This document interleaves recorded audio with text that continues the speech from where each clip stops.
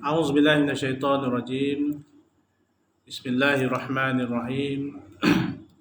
Assalamualaikum warahmatullahi wabarakatuh.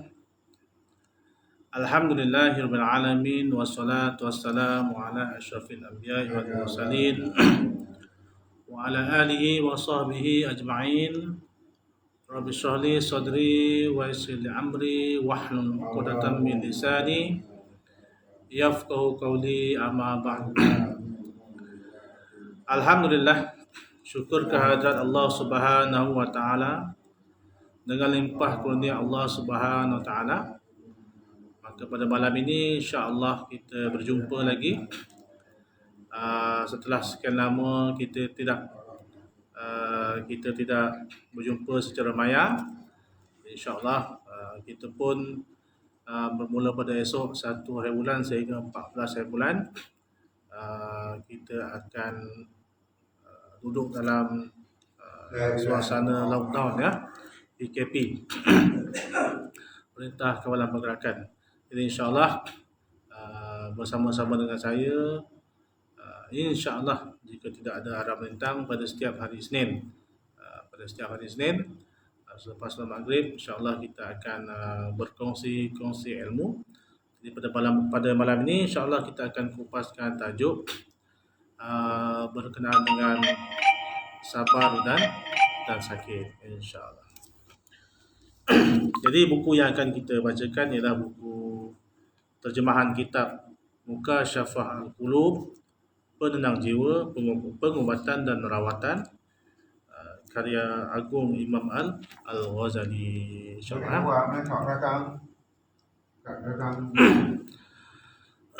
Baik, bab yang ketiga pada malam ni ialah sabar dan sakit. Okey. Baik. Barang siapa ingin selamat daripada azab Allah Subhanahu wa taala, mendapatkan pahala dan rahmatnya dan masuk ke syurganya, hendaklah dia menahan nafsu daripada segala keinginan dunia, di samping sabar atas segala kesulitan dan musibah. Okey. Barang siapa ingin selamat daripada azab Allah Subhanahu wa taala, mendapat pahala dan rahmatnya dan masuk ke syurganya, hendaklah dia menahan nafsu daripada segala keinginan dunia, di samping sabar atas segala kesulitan dan musibah. Okey. Jadi barang siapa yang nakkan selamat daripada azab Allah dan nakkan pahala serta rahmat daripada Allah SWT, dan nakkan masuk ke syurga Allah SWT, syaratnya ialah dia naklah menahan nafsu daripada segala keinginan dunia. Segala keinginan dunia. Dunia ni hanya sementara. Mana keinginan dunia ni, apa-apa sahaja yang menyebabkan hati kita tertawan. Kalau contoh, kita nak ada kereta yang mewah, rumah yang mewah dan sebagainya lah. Sedangkan kita dah ada kereta walaupun tak mewah sangat, tapi bolehlah melepaskan diri kita daripada hujan dan panas. Rumah pun tak besar, tapi bolehlah untuk melepaskan kita daripada hujan dan panas. Boleh tinggal di dalamnya dengan selesa. Ada api elektrik, ada air, ada ruang tamu, ada bilik tidur, kan? Okay?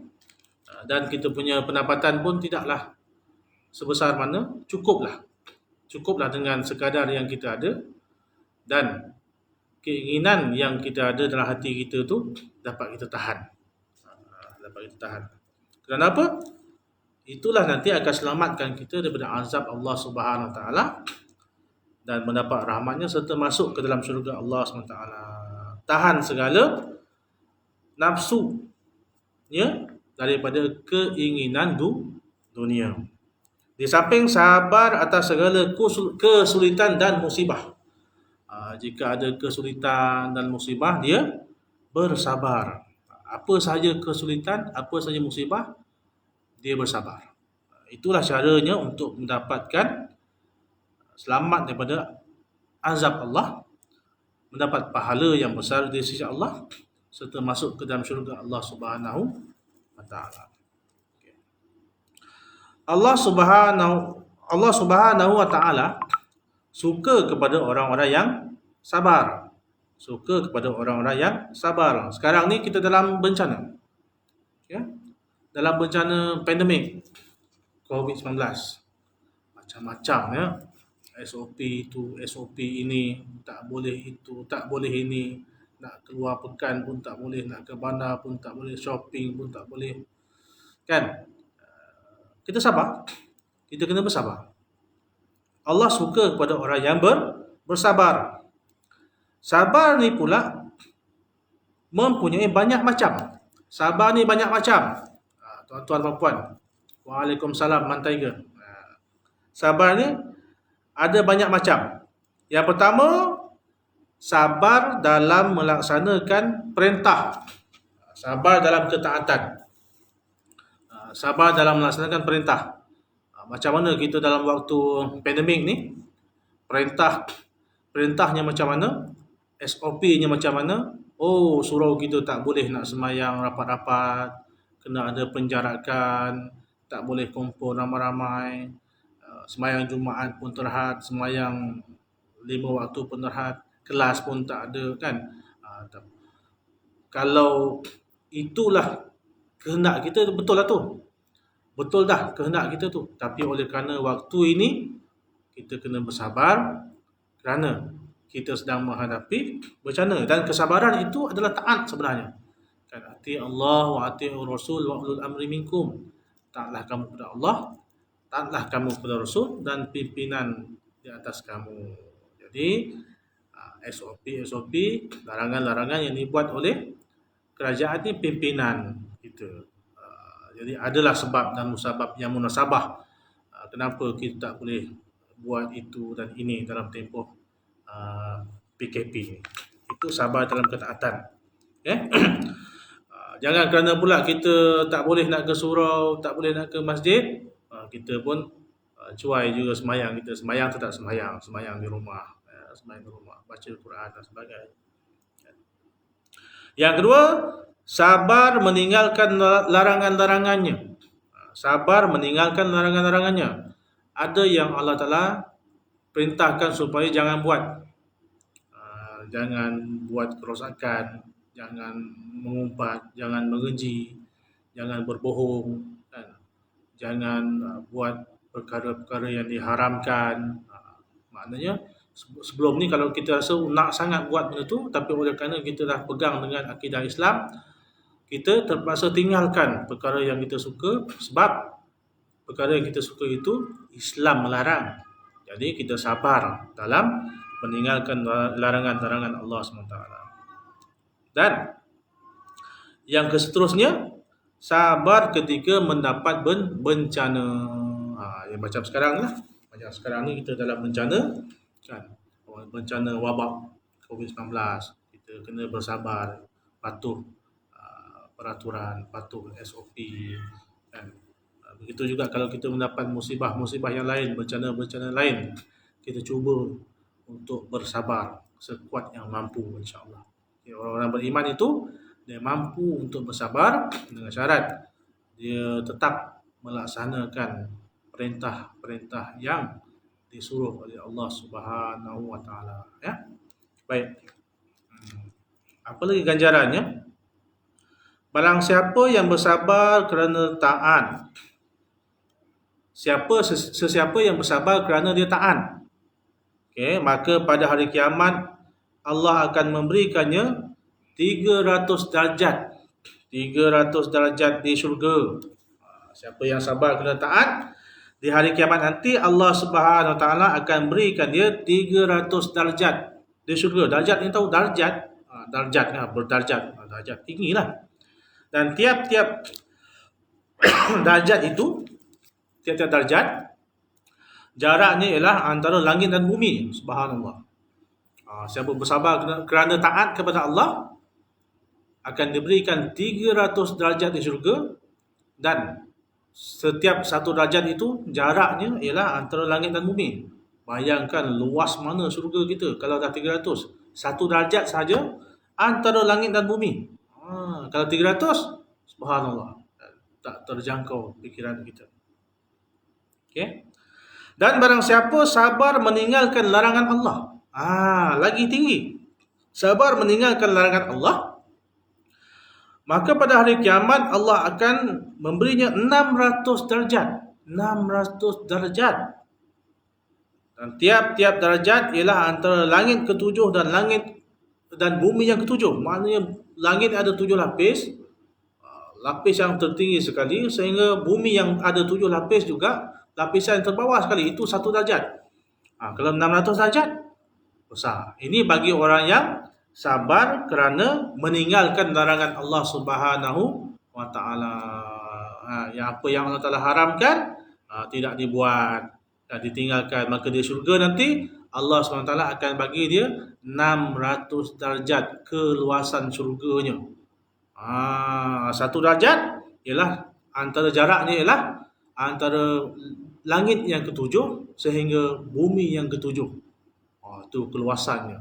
Kalau tadi sabar kerana taat 300 darjat je. Satu darjat antara langit dan bumi. Itu pun dah luas dah. Sabar kerana meninggalkan larangan Allah, lagi tinggi, 600 darjat. Dan kita tengok pula apa dia sabar orang yang menghadapi bencana dan musibah. Sabar orang yang menghadapi bencana dan musibah, maka pada hari kiamat Allah Subhanahu wa taala akan memberinya 700 darjat di syurga. Dan tiap-tiap antara darjat itu antara arash dan surah lagi tinggi, lagi luas. Kan 700 batu antara arash. Arash ni tempat singgasana Allah Subhanahu wa taala, lagi tinggi. Kan surah ni paling bawah sekali. Lagi jauh mana 1 darjat tadi. Mana kalau 700, lagi luas lagi syurganya. Itu kelebihan bagi orang yang bersabar, kan? Dan dalam sebuah hadis Nabi sallallahu alaihi wasallam sesungguhnya bersabda, Allah telah berfirman, barang siapa ditimpa bencana lalu dia mohon perlindungan daripadaku, pasti aku memberinya sebelum dia meminta. Dan barang siapa ditimpa bencana lalu dia meminta perlindungan kepada makhluk, pasti ku tutup semua pintu langit baginya. Ini pengajaran untuk kita tuan-tuan dan puan. Allah Taala beritahu melalui hadis Nabi Muhammad sallallahu alaihi wasallam. Apa dia pengajarannya? Barang siapa yang ditimpa bencana lalu terus memohon kepada Allah Subhanahu taala, dan Allah Subhanahu taala akan memberinya sebelum dia meminta. Jika ada seseorang yang ditimpa musibah, ditimpa bencana, maka terus memohon kepada Allah SWT, dan Allah jamin Allah Ta'ala akan bagi sebelum dia meminta. Tetapi jika sesiapa yang menghadapi musibah mengadu kepada makhluk, nescaya Allah SWT akan tutup pintu langit baginya. Maknanya takkan selesai masalah kalau kita mengadu dengan makhluk. Mengadu dengan Allah SWT, apa saja musibah yang kita dapat, yang kita hadapi, insya-Allah terus buat aduan dengan Allah Subhanahu wa taala, dan Allah Taala beritahu dia akan memberi sebelum hambanya itu meminta. Kalau hambanya itu memohon pertolongan kepada makhluk, maka Allah SWT akan tutup pintu langit baginya. Jadi insya-Allah ya. Itu dia sabar. Sabar ni ada 3 macam sabar. Sabar dalam ketaatan, sabar dalam meninggalkan larangan Allah SWT, dan sabar ketika menghadapi bencana. Jadi insya-Allah sedikit perkongsian yang kita buat pada minggu ini. InsyaAllah minggu hadapan kita sambung sedikit lagi tajuk ini untuk kita supaya dapat menghayati ajaran dalam agama Islam, insya-Allah. Kita jumpa lagi insya-Allah pada minggu hadapan, pada hari dan masa yang sama, insya-Allah. Assalamualaikum warahmatullahi wabarakatuh.